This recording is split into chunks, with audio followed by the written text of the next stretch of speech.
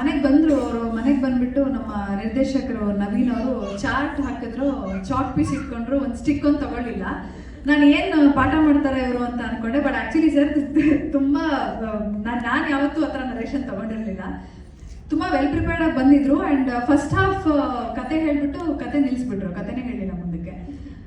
Sir ಹೇಳಿ sir, continue ಮಾಡಿ ಅಂತ ಕ್ಯೂರಿಯಾಸಿಟಿನೂ ಇತ್ತು. ಕತೆ ಕಂಟಿನ್ಯೂ ಮಾಡಿ ಸರ್ ಅಂತ. ಇಲ್ಲ, ನೀವು ಒಪ್ಕೊಂಡ್ರೆ ಕತೆ ಹೇಳೋದು ಅಂತಂದ್ರು.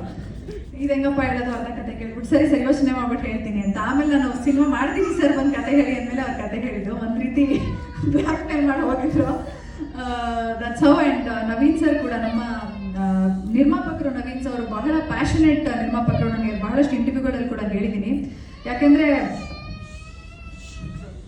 ಟೈಟಲ್ ಕೊಡೋದ್ರಿಂದ ಹಿಡಿದು ಬಹುಶಃ ಕಥೆಯಲ್ಲಿ ಸಂಪೂರ್ಣವಾಗಿ ಕೂತಿದ್ದಾರೆ ಅವರು.